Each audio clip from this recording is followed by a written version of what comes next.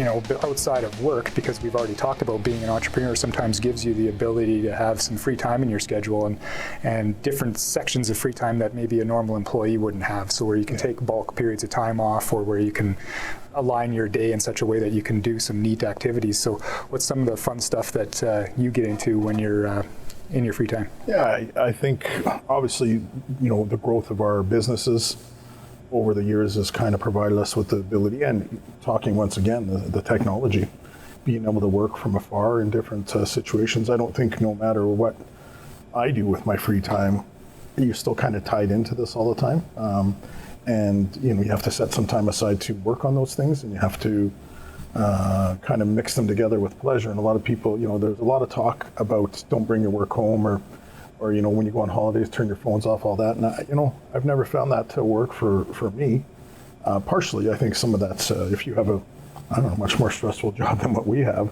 I love coming to work every day, and I love the job what we do, and I love the way it's set up. So I don't feel like I have to go away and turn my phone off. I want to stay on top of it, and it doesn't really ruin a day for me. So, spend my time, have a summer cottage in Ontario, and I can go work there for 2 months, and I can still accomplish as many calls and as many meetings as I do right now from there.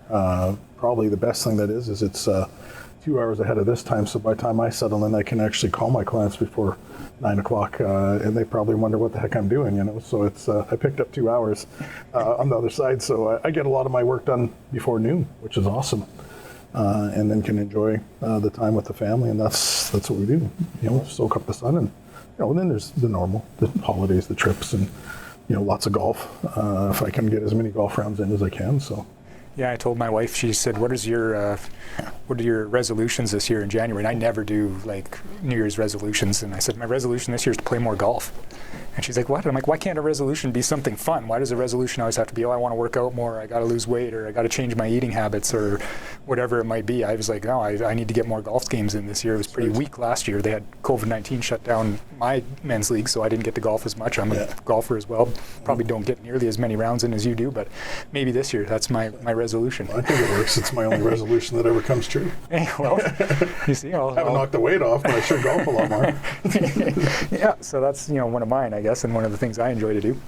I wanted to go back to one of the comments you made about our job's not that stressful, and I would agree. I don't find a lot of stress in our job, but I don't want you to diminish, or I don't think we should diminish the work that comes with our career and the business that we've created. I think if you plugged somebody else into our business, their stress would go through the roof. And I think because we enjoy our business and we enjoy our clients and we enjoy the work that we do, our stress level's less. So we I think are really lucky in that sense that we picked a career that we're happy with. Whereas if somebody wasn't happy in their career, they're probably super stressed. It doesn't matter what it is that they're doing. So it's how we manage our clients too. I think it took us a lot of years to get to that stage where we're discretionary money managers. We manage the portfolios. We've picked the way we run money. That's the most effective, we think, for our clients. But at the same time, never in my career did I ever want to go home and worry that we've set something up that I don't want those phone calls every morning from clients.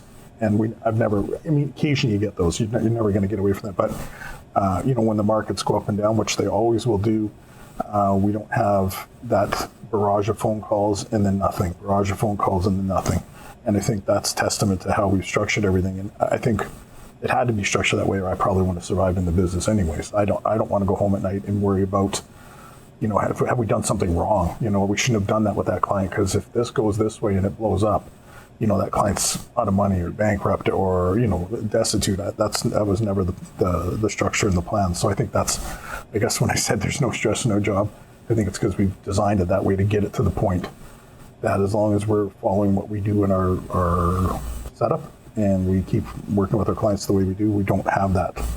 Yeah, I would agree. Yeah, it's the things that we try to avoid, which helps us avoid our stress. And there's a lot of guys in our industry who do choose those paths, and I guess that's what they enjoy to do with their business, but not for us.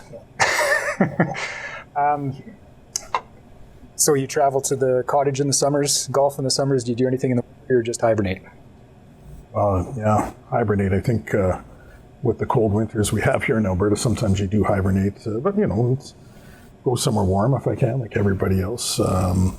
with kind of children that are older, it's we can disappear without the kids sometimes. So it's a lot easier than to pick a place to go and not have to worry as much about having to find someone to take care of your kids. Well, I guess in my situation with older kids and a younger child, we just make the older kids watch the younger child when we go away. So we're pretty much good to go anytime. So yeah, I love traveling. I mean, it's great to see other places. It is I think everybody missed it this year in a sense when you think about just sometimes just kicking back.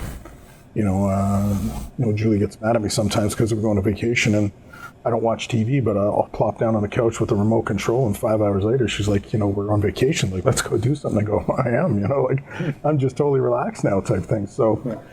I could just sit and do nothing on a vacation. And as long as I'm close to a pool and some ice cubes, I guess I'm all right? Yeah. So, yeah. Yeah, we all missed our vacations this year, and we do the same thing in the winters. We started skiing a bit this year. My family's a bit younger, right? So I've got a 9-year-old and a 7-year-old, so we can't escape them that easily yet. But we bring them with when we go on vacations. And this year, it's been skiing, snowboarding, a little bit of snowmobiling. We've got a couple of snow machines now, and that was, we live on an acreage, so we get to do that stuff. And so that kept us busy through the winter, and otherwise my summers are camping. We've got an RV that we pull around all over the place, and the kids love that. That's how I grew up. We went RVing all the time in the summers. You all booked for the summer? Because I booked might not one. Find a site. Yeah, no, I booked one so far, and we were trying to get an extended 2-week stay. Yeah. And they were booked up. The most they could give me was 5 days, but the campsite's got pools there, hot tubs, horse riding, pens for the kids, playgrounds. It's got a launching pens for the kids. Pens for the kids, yeah, absolutely. Throw them in there. A high fence. Yeah, playgrounds for the kids. Yeah. And then they've got ATV trails right at the campsite that go into the mountains. Okay. So you could bring your machines with you if you want. Yeah, and then just drop everything right there and take off. So thanks for watching this week's episode of Smokin Bulls, the podcast about business, money, and lifestyle. You can follow us on our social media and visit us at our website, smokinbulls.com.